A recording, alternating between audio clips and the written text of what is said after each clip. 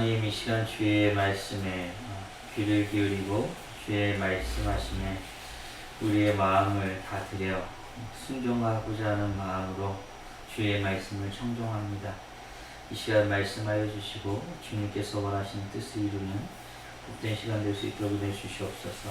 예수님의 이름으로 기도합니다. 아멘.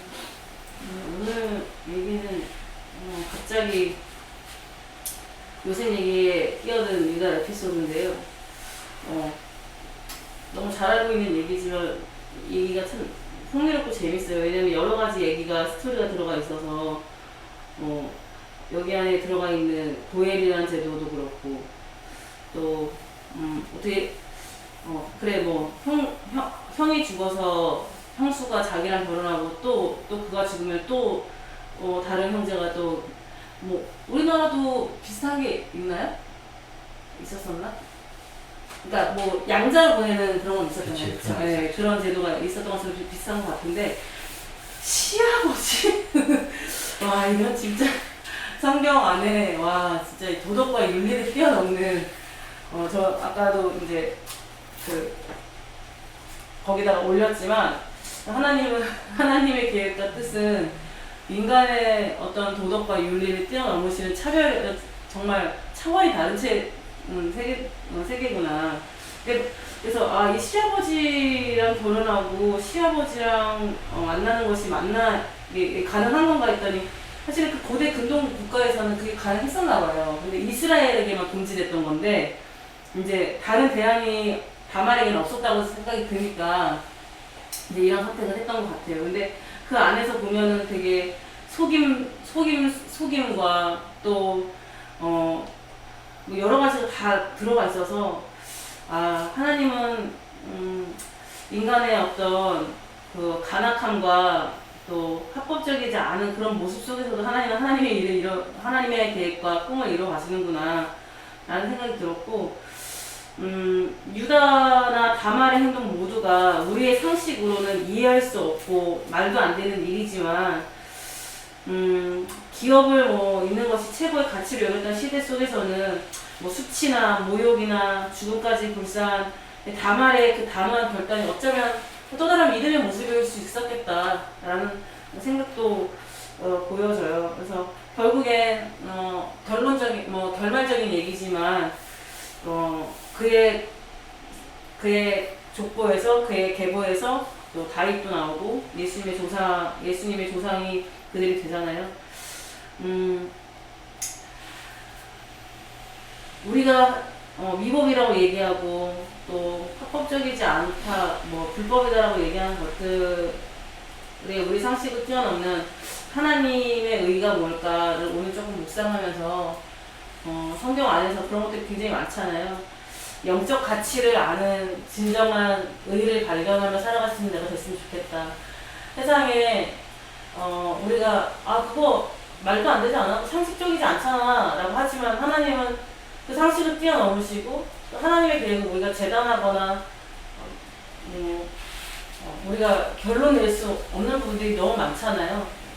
사람들은 자기가 갖고 있는 자기 안경으로 세상을 보니까.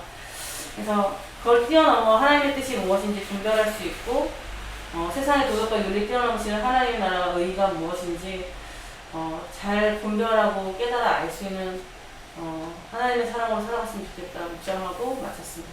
인간의 악함이라는 게 그 모양이 참으로 다양한 것 같습니다. 애는 뭐가 악했는지 모르겠지만 어쨌든 하나님 보시기에 악해서 죽었고, 오나는 관계만 맺고 이렇게 관계를 맺어도 이게 어차피 형 아들이 되겠구나 싶으니까 꼴짓을 했고, 유다는 자기 아들들이 잘못한 거 생각 안 하고 셋째도 죽을까봐 다말을 되게 부정하게 여긴 거잖아요. 그러니까 이 여자가 뭔가 문제가 있으니까 아들이 죽은 거다라고 생각을 하는 것 같아서 셀라도 죽을까봐 주지 않고, 다말이 얼마나 억울하고 비참했을까라는 생각을 좀 해보게 되었습니다. 그래서 하나님께서 억울한 여인을 돌아보시는 어떤 그런 모양을 좀 보게 되었고요. 그리고 시작은 죄, 하나님께서 악하다고 하시는 것에서 출발되었기 때문에 상황이 어그러졌지만 그럼에도 불구하고 하나님은 그 가운데서 하나님의 선하신 계획을 이루어 가신다. 그래서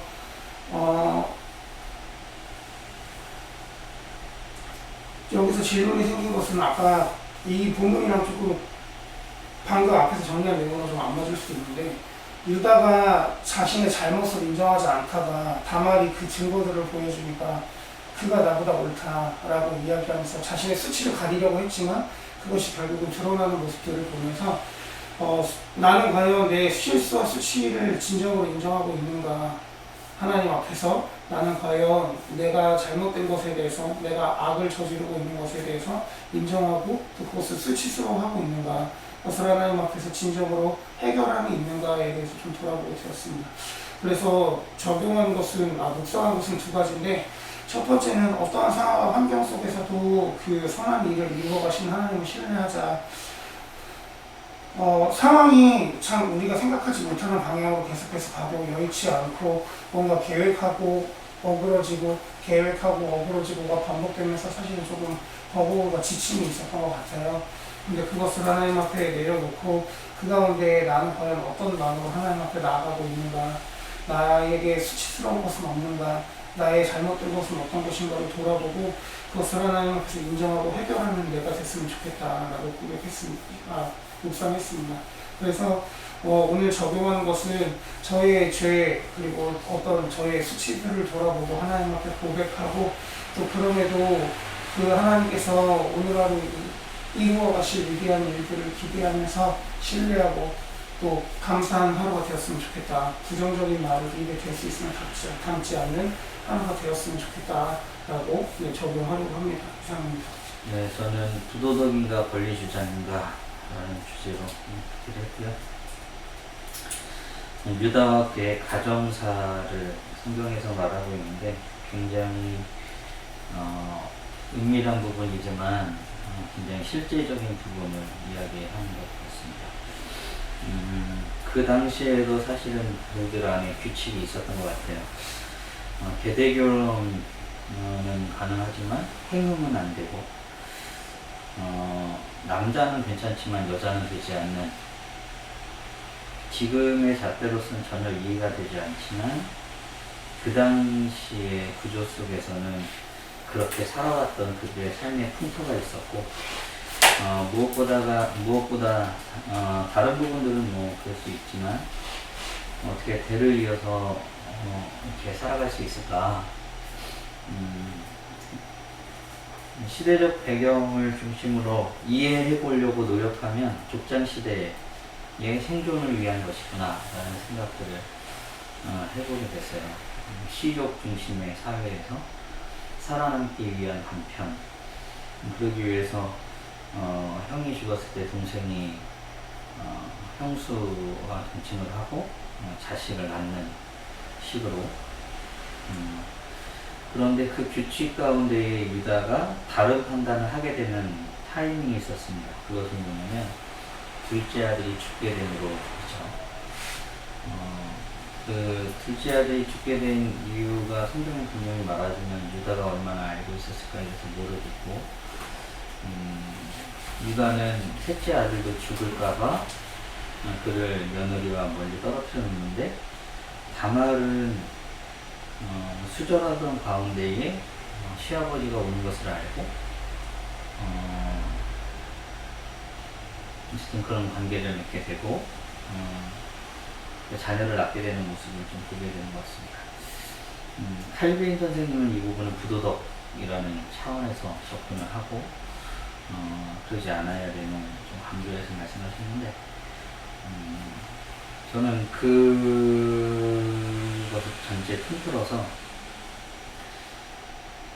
사람들 안에 나타나는 인생사 가운데에 하나님은 여전히 하나님의 역사하심을 행하시는구나 라는 생각들을 조금 정리를 해보았습니다.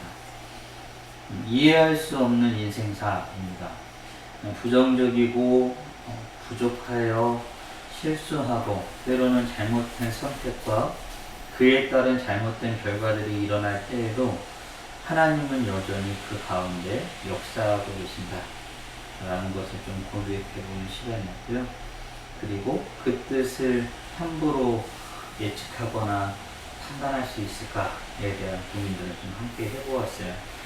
오늘 유다가 보여준 모습 안에는 26절에 유다가 그것들을 알아보고 이르되 그는 나보다 옳도다. 이게 단지 자신이 그래 내가 그런 거 맞아 라는 시인 개념이 아니라, 다말이 그렇게 한 행위가 자신이 선택한 행위의 문제와 비교해봐서 더 옳다라고 판단하고 있는 것이었어요. 이것에 근거한 생각들은 무엇일까? 여러 가지 생각들이 있었지만 아직 거기까지는 연구는 못하고요. 중요한 것은 하나님은 그런 다말의 선택 가운데에 자녀를 잉태하게 하고, 또 자녀를 잉태하는 과정에서 형과 동생이 바뀌는 이런 모습들을 보이면서 뭔가 모여 하나님의 뜻을 알리시고자 하심을 좀 볼 수 있었던 것 같습니다. 개인적인 적용은 내 안에도 부도덕과 부정함으로 말미암아 인생에 어떤 일들이 일어날 텐데, 그 가운데 하나님의 뜻이 감추어진 것이 아니라 옳은 선택과 바른 판단으로 하나님의 뜻이 언제나 드러나는 인생을 살았으면 좋겠다 라는 묵상을 하면서 오늘 주님 앞에 성결하고 거룩한 모습으로 생각과 판단과 만나는 모든 과정 가운데에 하나님의 뜻이 분명히 드러나는 선택과 만남의 시간을 갖자라고 적용을 마쳤습니다. 어둠을 밝히는 빛 나 되기 원하네. 아버지여 나를 사용하소서. 주님이 찾으시는, 주님이 바라시는 예배자의 삶